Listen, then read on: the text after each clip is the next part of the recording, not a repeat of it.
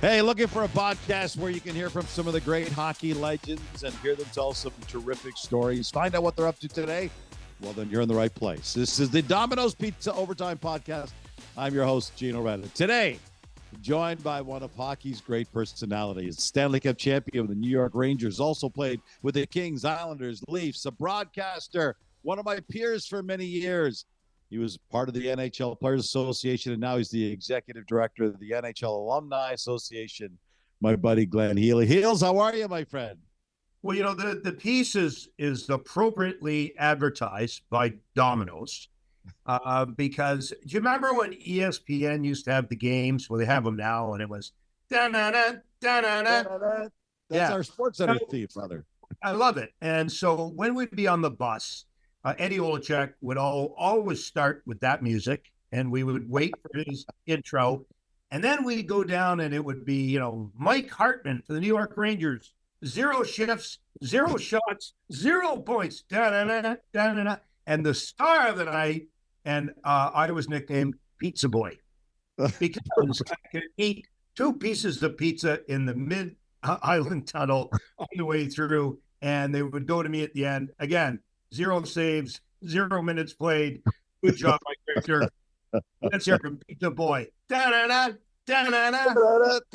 Anyways, thank you, Domino's. You're talking to Pizza Boy. I had many nicknames, but that was just one of them. And listen, happy anniversary. You bring up your time. It's 30 years, brother. 30 years since you won the Cup with the Rangers. Man, you're old, brother. You're old. Oh, what do you got there? Oh, you got the Stanley Cup. Did I just put this in this? Oh, sorry. Sorry about that. Sorry. And come back to the podcast. I was just a little thing hanging around the office. Just hung around there, yeah. I was going to clean it before we went on. Yeah, 30 years. My gosh, it does feel like yesterday. And I look back at that. The 3 generations of Ranger fans that we made happy on that particular day. It will last a lifetime. I think Sam's nailed it because here we are 30 years. It's going to be in my lifetime. I hope not, but it doesn't seem. But yeah, great memories, great emotions, and a moment in time that I will never forget. And that team is getting together Saturday night of the 20. I think it's the 21st. September, we are all coming in and we're all getting together for a dinner, and we're having a little bit of golf with Mark Messier, raising money for his foundation, his charity. And so I'll get to see all the boys again. And like we did 30 years ago, we're going to lie like hell. Listen, you know what? I do appreciate, though, the fact that you do have and haven't lost your replica Stanley Cup there in your office, because the word is, back at a celebration that yourself and our buddy Nick Kyprios, our mutual buddy Nick Kyprios, who was on that team, kind of had a mishap with the cup. You want to tell our fans about that, Heels? Well, and again, the facts are up for dispute, but, you know, I kind of feel like when I talk to Kipper and we talk about the facts of this episode, I've got like Donald Trump with me talking a little bit, okay? Just saying. So here we were after the parade, and there were a lot of players out of gas, so to speak. Yes. And they wanted us to take the cup up to MTV. And who would like to go? And of course, Nick and I were, yes, we would love to take the cup to MTV. And we put the cup into a police car, buckled it in, of course. Safety first, everybody. If you win a Stanley Cup in Toronto, please use the seatbelt. We seatbelted it in, and we made our way up to MTV. And of course, the great Scottish guy that you're talking to, moi, decided, let's stop at the oldest Irish bar in New York City, McSorley's. And it was right close to where the parade was. And so in we go, Stanley Cup, places jammed. Outside, jammed. Streets, jammed. But we're in a police car with a siren going, so pretty easy to get around. And as we walked in, and there's only 2 kinds of beer you could get, dark or light. So I'm ordering the beer. And I look and say to Nick, where's the cup? He says, I thought you had it. I said, Kipper, I'm ordering the beer. Where's the cup? So what we looked at was the cup was gone, and the 2 guys who had the least amount to do with winning the cup lost the cup. And so an APB went out to NYPD's finest, and 14 blocks away in an Irish neighborhood with the Stanley Cup in the middle of the backyard, there was a Healy going on. That's awesome. I love to know who the guys were so we could 30 years later go, do you remember that time? Anyways, it was like the SWAT team coming in to get the cup, and up we went, Nick and I, shamefully, regretfully, to MTV. But 30 years later, Donald J. Kiprios now asserts that I was the one who lost the cup, when in fact it was Nick. It was 30 years later, and it's still up for debate. But the good news is the cup was found, it was located, and it is still being handed out today, which is great.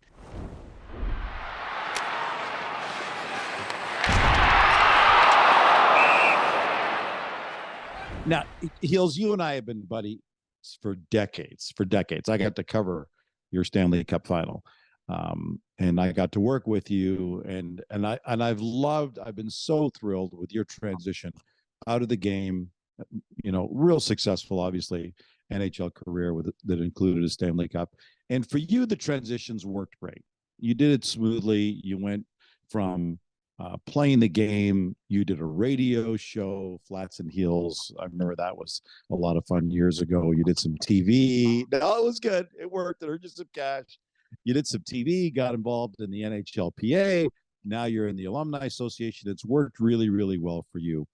But it hasn't, quite frankly, worked really, really well for everybody who's retired. Heels, I've been in this game now for the better part of 4 decades.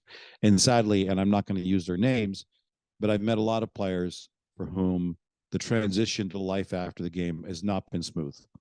Financially for some, emotionally for others, from a mental health perspective for others. And you've clearly taken on this role with the NHL Alumni Association to fix what's been busted. And we've seen a lot of progress. How difficult has it been for you? It's been brutal for me, just as a broadcaster, as a nobody, to meet some of these guys and see some of the struggles they've gone through. But as a guy who played with a lot of these guys who are really struggling now, what's it been like for you to have to see the reality of what happens to some of these guys after their NHL careers are done? Well, there's a lot of layers to that question, Gino. It's a really good question. But the role that we have here with all of our staff is it doesn't change. It's how do we make tomorrow better than today? And you're bang on. There's very many consistencies that all NHL players will go through. Today is media day for all the Toronto Maple Leafs here at the office. And they're all here. Hope springs eternal. The Stanley Cup is going to come to them all. The one thing I can guarantee every hockey fan is every one of those players will be an alumni. They will retire. And when they retire from that short career and have to live that long life, my role for tomorrow better than today is to make that long life as enjoyable as it possibly can be. Transition for players, again, a constant. You finish playing, the phone stops ringing. You're not as important as you once were. You don't get into the best restaurants and the best plays, and I'm not going to get anybody Taylor Swift tickets because I'm not the player that I once was. When I 30 years ago was dancing around New York, going to anything I wanted to go to. So that phone stops ringing. Your structure stops. That structure you have every day where your practice is at 10:30, you have an 11:30 bus, you have a 12:30 meal, you have a 1 o'clock rest time. 4 o'clock, you've got to get to the rink. 4:30 power play meeting. 5 o'clock PP meeting. 5:30 general meeting. Then you got your anthem. Then you got the game. Rinse and repeat. Do it again and again and again. The structure leaves you. And so as a result, with players, this kind of reminds me of COVID, right? No interconnectivity and no structure. Sweatpants for the 4 days in a row. Okay, starting to see it. So all of that put together, how do you live that best journey? Taking all the skill set that you have as an NHL player and making it awesome. Unfortunately, not everybody makes Austin Matthews' salary. Most players finish the game, and especially the guys played the 60s, 70s, and 80s. Salaries were not great. Pensions are dreadful and terrible. And so you've got to do and make best with what you've had in that journey. But that journey comes with some major pitfalls. And those pitfalls are, it beats you up, this game. It beats you up emotionally. You will never do anything better in your life ever. And at 27, you're told you're done, you're retired. Here's your pink slip. Now what? That's a big question mark. And physically, you get beat up. I mean, I'm a young guy who has 2 fake hips.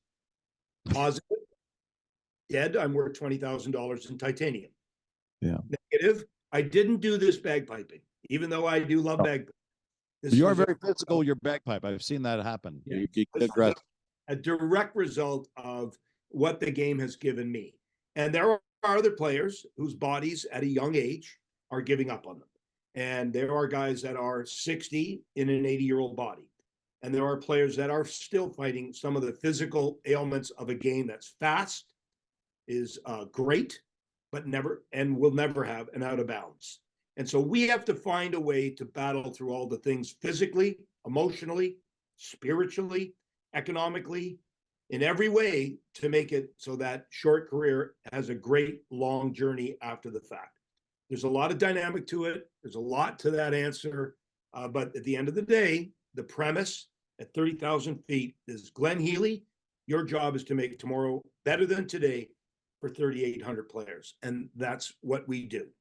Yeah, and here's the issue, though, Heels, because, I mean, people right away are going to talk about the fact that, hey, yeah, NHLers made a crap load of money during their careers. They should do a better job of putting their money away so they can take care of them and stuff. But here's the thing that I've just recently started to catch on to is how much more expensive it is for a guy who leaves professional sport, not just the NHL, but professional sport in general, to do just normal things like private insurance, especially because, you know, a big chunk of your alumni doesn't land in Canada where they have their medical paid for. Big chunk of the alumni is in Europe or the United States where you've got to provide that. There was a Columbia University study last year that looked at over 6,000 former NHL players that played since 1967.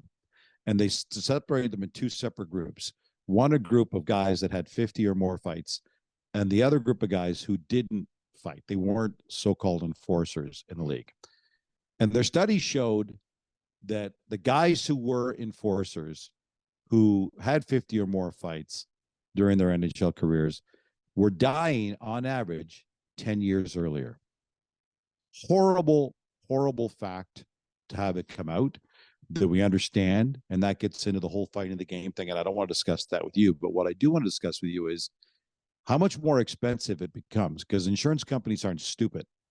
When they hear this kind of stuff and they say the risk factor of us insuring a guy, medical, dental, and life insurance for a guy who's gone through this, he's not worth the risk. So let's jack the numbers up to some ridiculous numbers.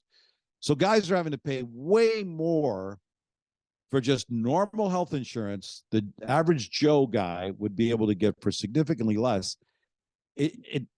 And I understand these guys are supposed to have more money, but there's still a disconnect there, Heels. There's still now all of a sudden when all the water gets shut off of the money coming in, you got to pay way more.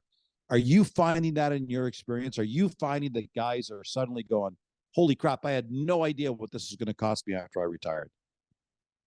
Well, I mean, there's a couple levels and dynamic to that question. The first is the Columbia study.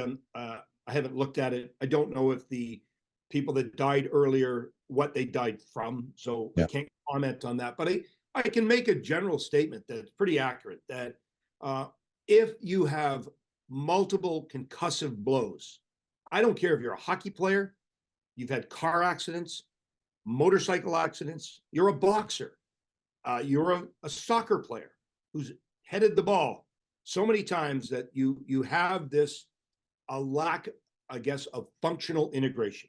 Your lack of being functionally integrated with your world. We do see that players that have had multiple concussions, that is a truism. The other truism is, yes, if there's enough of them, the world then is not functionally integrated with you.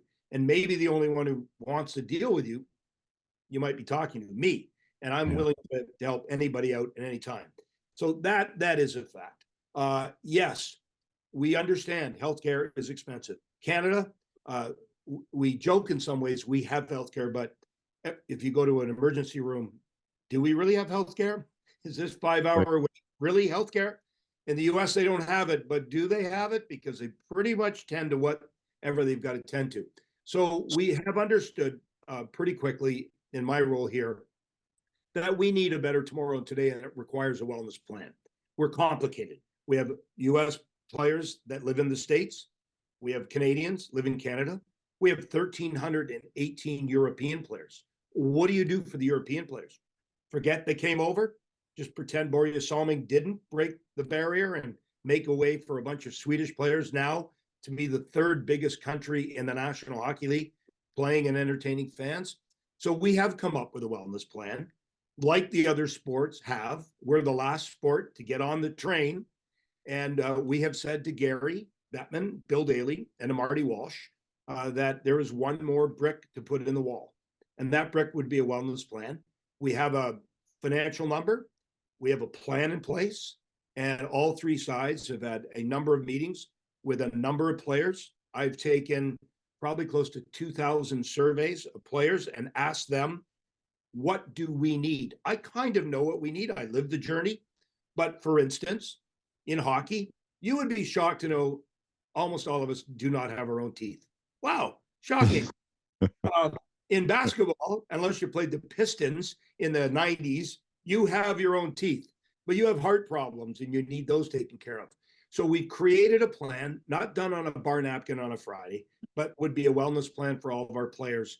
And I am confident, optimistic that that is a plan that will come to fruition in the coming months. We will create a really... I don't understand why this is taking so long. I don't get this. Like, you and I have been together for years, and like, there's so much freaking money in the NHL right now. When Gary Bettman took over, let's take that for an example. When Gary Bettman took over, the total league revenue is around $400 million.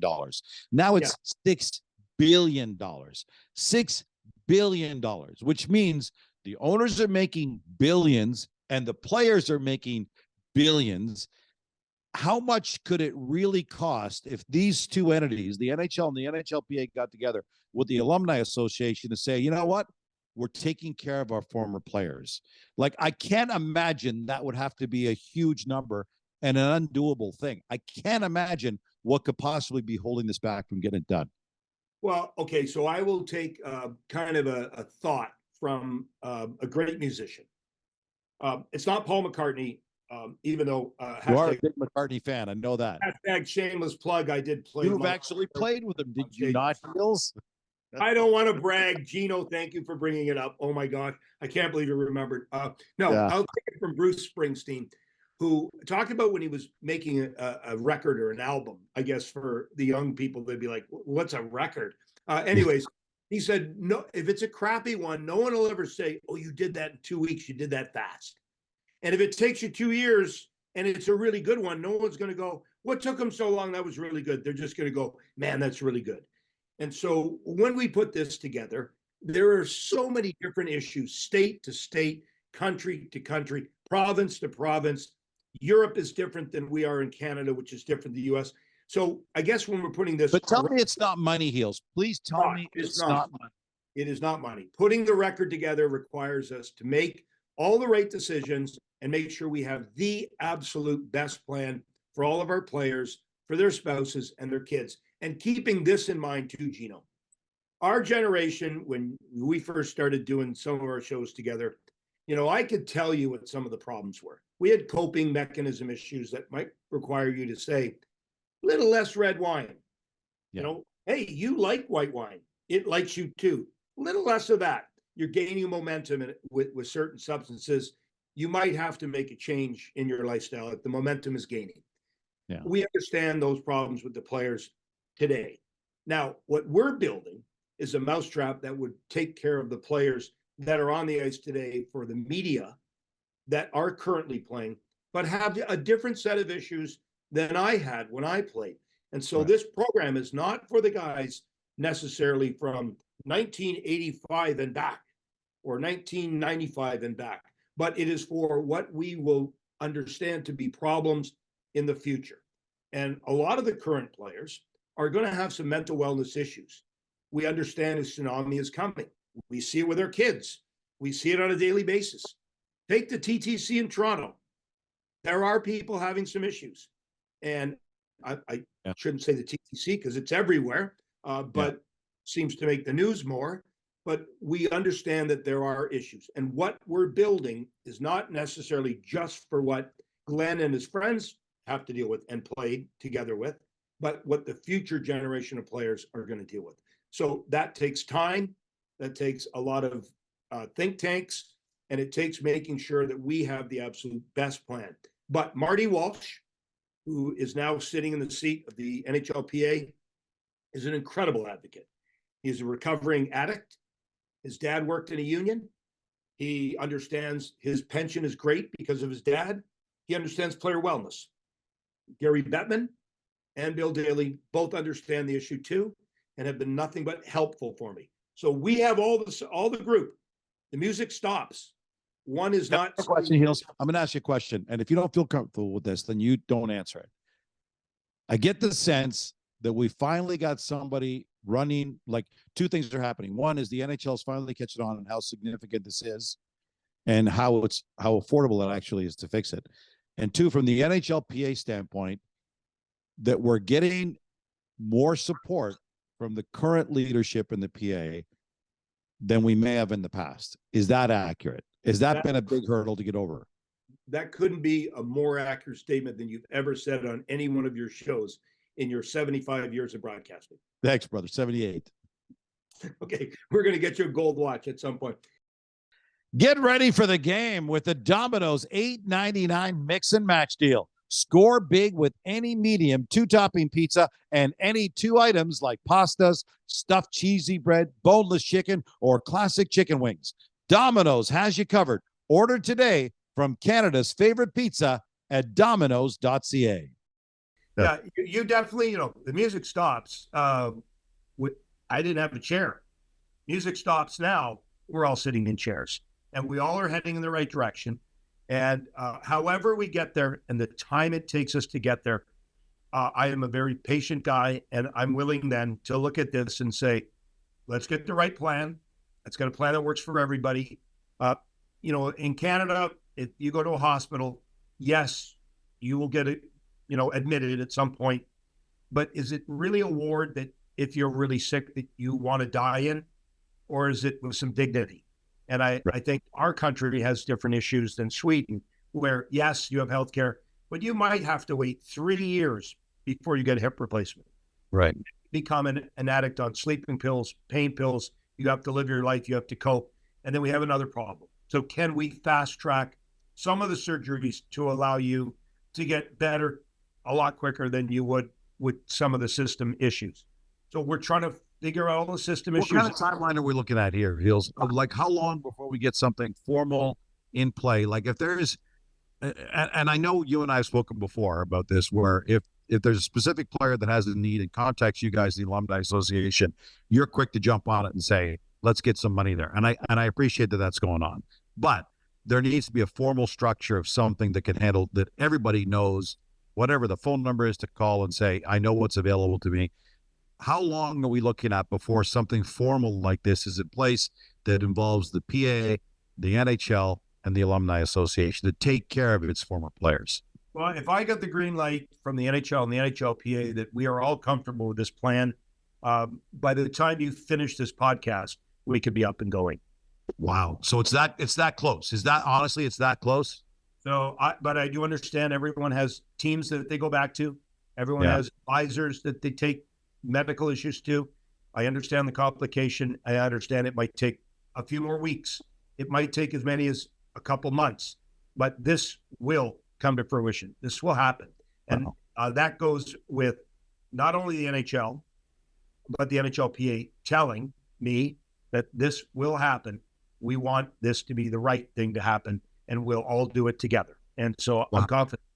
That's confident. News, Heels. Huge news. It's been so long coming. Okay, let me keep pushing this. I love the fact that we're breaking news here, that this is going to get done. I'm loving this fact.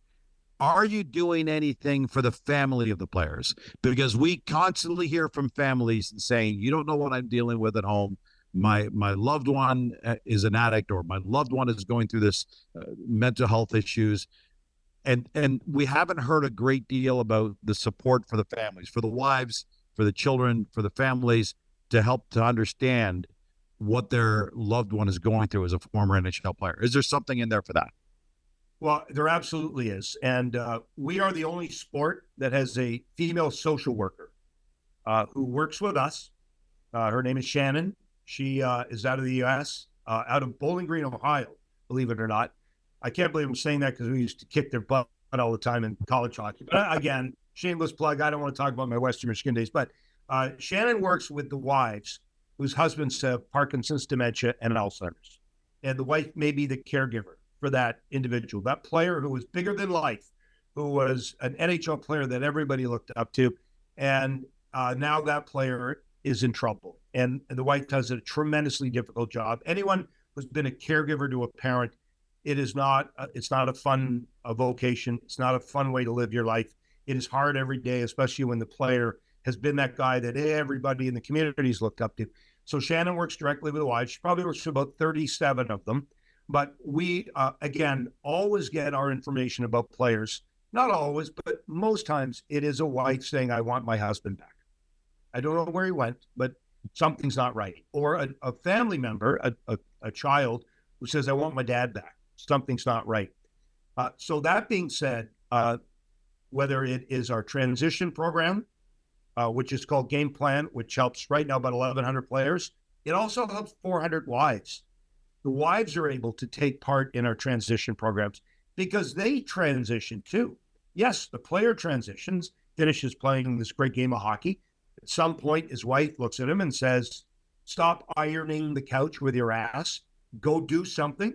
Yeah. But likewise, that wife who was the CEO of the household, who was bigger than life and took care of the kids and did all the things, she understands that as my husband's transitioning, so am I. I've got to learn to live with this other dominant A personality in the home that doesn't allow me to be the CEO like I once was. So yes, the wives are included. We do help the kids. Look, we've helped current players. I won't push anybody back. I won't tell the PA that we're helping them. In fact, I won't tell anybody who we're helping. And currently we're probably helping 300 guys. And if I walk out of my office and I walk down the hall to our staff, there isn't a single staff member that could tell me who we're helping.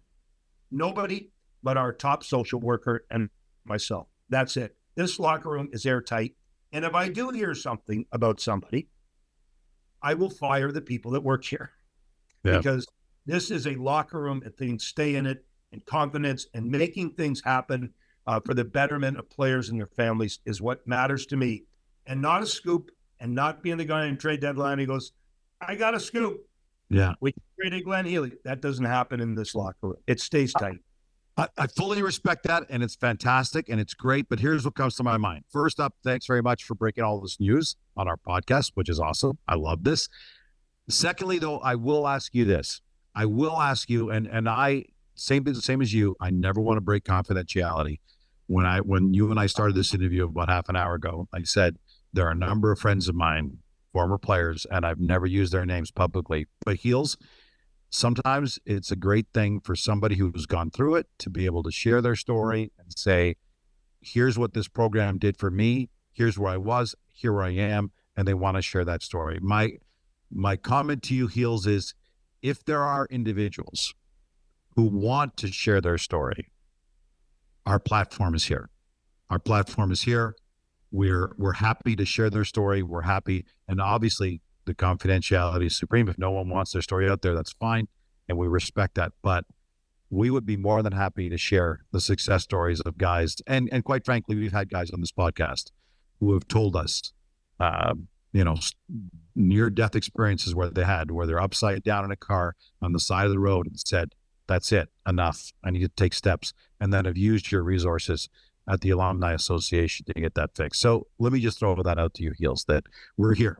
If somebody wants to share their story, we're here.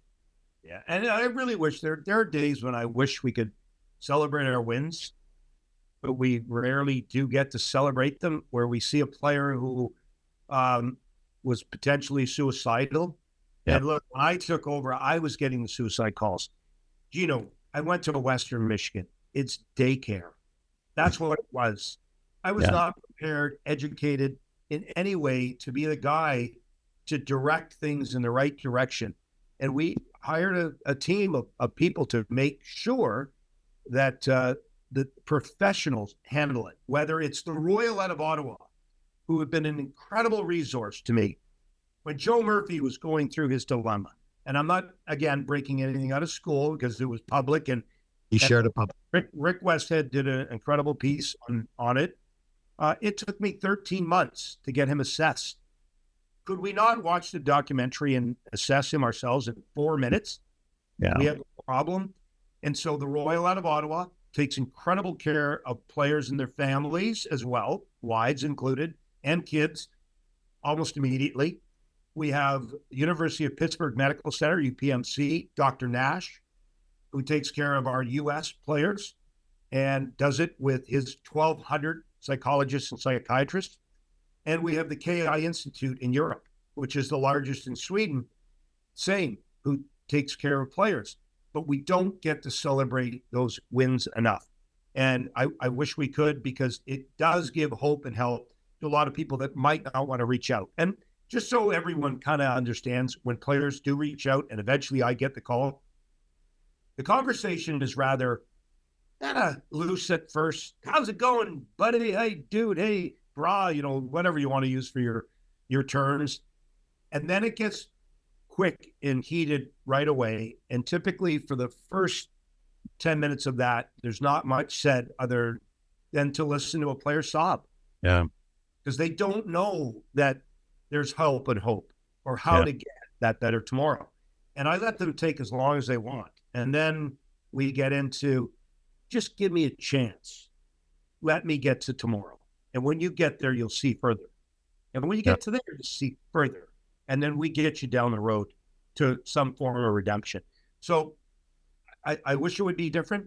We do have some great advocates that are on the air broadcasting that will talk about it and openly say, I was having a hard time.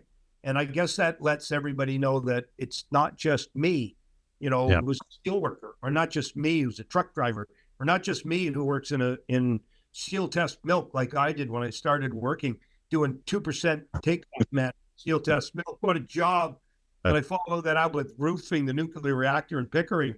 Yeah, what a job. So it is NHL players and their wives and their families, regardless of the dollar amount in your bank account, that feel this and sometimes need some help from your friends. And that's what we do. Yeah. And before I let you go, and you've been really gracious with your time, this all had to start somewhere. And there are many people behind the scenes that made it all happen to get to the point here. But I think something a guy that you and I, been befriended for decades and decades is the great one, Wayne Gretzky, one of the greatest players ever to come into the game. And there were some things he did at the very early stages of this entire process that are now bearing fruit literally years later to make this happen. Before I let you go, share with our audience how significant his support through the NHLPA and now the Alumni Association has been through all of this. I gotta look him up here and see which one he is. Okay. Yeah. We had a strike in 1992, and it was a 10-day strike, and it was over player likeness. And I can still recall, I was making $72,000 a year at the time. I was playing with the New York Islanders. The entire payroll was $3.8 million. The whole payroll. Not A few years ago, brother. The whole payroll. That's not even the average now. Ryan Trache, Brent Sutter, Glenn Healy. Well, mine didn't add it to too much. And it was Mario Lemieux and Wayne Gretzky that said, our player likeness, if you put us on a hockey card, you put us on a video game, you put us anywhere, we own our name and number on the back of our sweater. And you have to come to the Player Association and us and have the ability to negotiate a fair amount. So again, we can create programs for players. Bob Goodnow was the man who was in charge, who instigated it, talked to us about it. I remember telling my dad, who was fought in World War II, came from Scotland, and told him, we're going to have this strike about player likeness. Dad, what do you think? And he said to me, who the hell would want to look like you? I'm like, no, Dad, it's not player likeness. Like, look at it. It's commercializing. So anyways, the 10-day strike led to us winning. It led to a whole bunch of benefits. The player salaries went up to what they are today, and that can be all put and accredited to the fact that Wayne and Mario were the two that stepped up for the team and took the bullet and made a statement. Ziegler was in charge at the time. He got fired, and Gary Bettman came on board because the vote was so one-handed and so overwhelming with the strike vote that they realized we've got a bit of a disconnect with the players. Players of the asset, they're the talent. Okay, so that goes on. Wayne has an incredible career, fights for everybody, changes the game, expansion in the South, salaries explode. You can blame 1, 2, 3, 100 players, whoever you want to blame. And it's all great, but it's basically, there's got to be one baby Jesus, and he was the manger for all of us come Christmas morning. Likewise, when I took over with the alumni, Wayne and I talked about we've got to fix it. We have players that are dying without medicals. We have players that fought and protected Wayne that died without a medical, and we need to make a change. And again, I went back to what he did for us in '92, and we recreated that for our group today. But it does start and end with the players. They're the ones that make it easy for me. If I have 3,800 Glenn Healys, I'm in big trouble. But when I have the players that want to stick up and stand and take a look at this unique brotherhood and stand up for one another, I have a lot of power to be able to go in and do things with Upper Deck and EA Sports and Scotiabank and all the different sponsors that give me the engine and the fuel to create the programs, the library services that can make a better life for the players once they retire from this game. But Wayne has been the most instrumental for me, but it doesn't stop with him. It's Bobby Orr who helps. It's Mario Lemieux. It's Matt Sundin. I could go down the list. It's Luke Robitaille, Steve Yzerman. It is a unique brotherhood. And these are the guys that have said, I want to make a difference for my friend, my teammate, because we all know to win that Stanley Cup, it's not done by one player like Magic or by or LeBron. It's done with 23 and more than likely 28 players. And the fourth line guy might be the Darren McCarty who scores for the Detroit Red Wings and says, here's your cup, boys. I know a whole bunch of guys had a lot more to do with it than me, but I was the one who did it. Or the Billy Carroll for the New York Islanders, who blocked shot after shot with broken bones to kill every penalty when they went up against some of the bigger boys in the Stanley Cup. So it takes a team. It takes a village. I know these are corny, quirky, stupid things to say, but it does start with the best of the best. And the journey began with Wayne, and it began with Wayne in 1992. And so we recognize, though, it's the players that make this work. It's nothing more than that. It's the players that put the sweater on, not the crest on the front, but the name on the back. Well said, my friend. Well said. I really appreciate that, man. It's so cool to see all the stuff going on. I'm really excited to actually hear the announcement when this whole wellness program comes out. It's gonna be. Before I let you go, Heels, do you mind playing some 5 fast facts with us? Oh, I ask you 5 quick questions. You give me 5 quick answers. It's really hot in here. I don't know. Okay. All right, here we go. Pierre McGuire, is that the answer? Oh, yeah. No.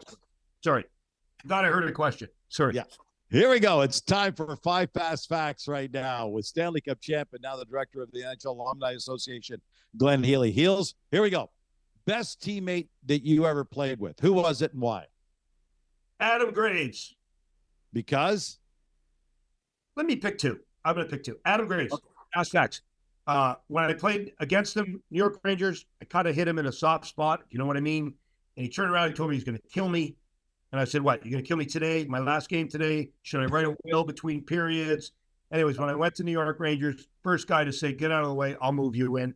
And we have been friends since he was 16, all the way up to now. He is a unbelievable soldier. And Pat Flatley, who I've had more fun with right from my junior B days when he was with Henry Carr, which really wasn't a team, but they got in the league by I guess, default, whatever. But Pat, again, journey's been great. We had a TV show together, worst TV show ever. But Flats and I, to this day, have just an incredible relationship. And when we go to lunch, it's like we've never left. And in fact, we don't leave because we typically stay till the next stage lunch. That's the Irish way of 24 hours. Those are my two. Who was the best coach you ever played for? Oh, Mike Keenan. I've never been abused by a guy. No. Honestly, no question, Al Arbor. What most genuine, awesome souls. He was like a father figure to all of us. He taught us how to be pros. He taught us how to be better people. And that's more important than being a pro. Trust me, that long journey, that being a better person, Al was one of the biggest reasons I think we all succeeded in New York. And he was one of those guys who would sit a chair down and just do so many great things. It was always players first, not owner first, player first, and everyone recognized it because he had your back. Who did you hate playing against the most? Oh, the Edmonton Oilers. Like, why even get off the plane? Hey, keep the jet going. It ain't going to take long. You know, we would prepare for days to play the Oilers. I can recall watching videotapes. We go in the playoffs. Gretzky, Curry, Messi, Keegan and Curry, Gretzky, Coffee, Messi, scores. Curry, Coffee, Gretzky, Messi, scores.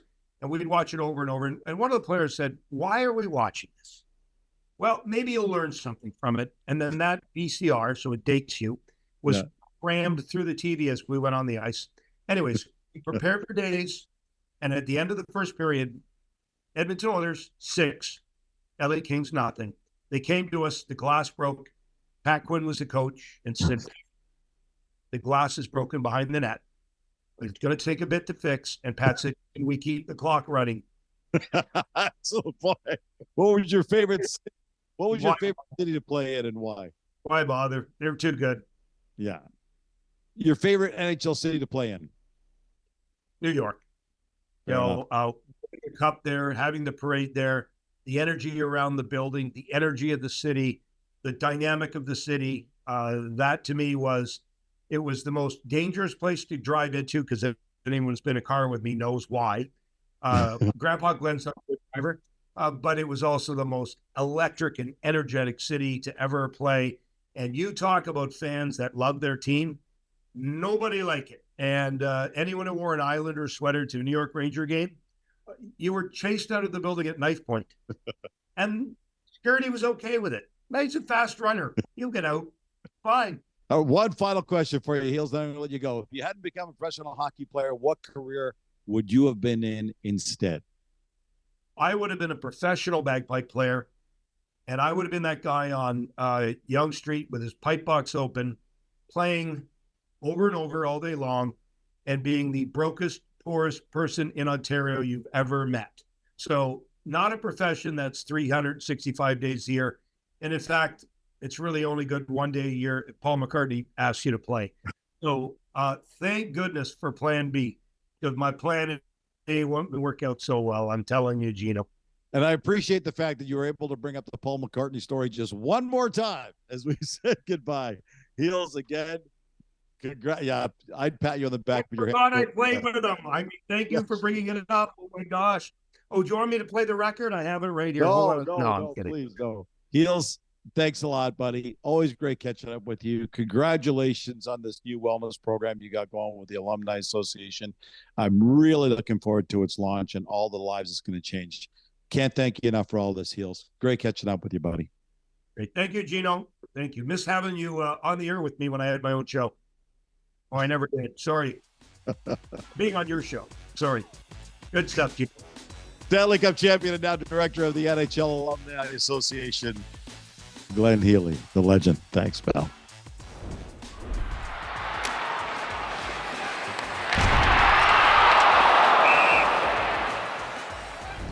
The Overtime Podcast is proudly presented by Domino's Pizza and Athletes Care. If you're watching the big game at home or hungry right now, Domino's has you covered. Check out the Domino's Mix and Match deal. Medium, 2-topping pizzas, pastas, stuffed cheesy bread, boneless chicken, or classic chicken wings. Any 2 items for only $8.99 each. Canada's favorite pizza at Domino's.ca. Athletes Care is proud to be celebrating its 26th year offering sports medicine services to both elite athletes and the general population who require rehab for a new or chronic injury or pain. Go to where the best go. Athletes Care Sports Medicine Clinics with 24 locations in the Greater Toronto Area and Ottawa. If you missed any parts of the show, don't worry. Visit our website at overtimepodcast.ca, where you can both listen and subscribe to future shows. The Domino's Pizza Overtime Podcast can be found on Spotify, iTunes Podcasts, or any of your favorite podcast platforms. As well, please check out and subscribe to our YouTube channel at O-Time Podcast. Until next week, I'm Gino Redis saying so long, hockey fans, and thanks for joining us on the Domino's Overtime Podcast.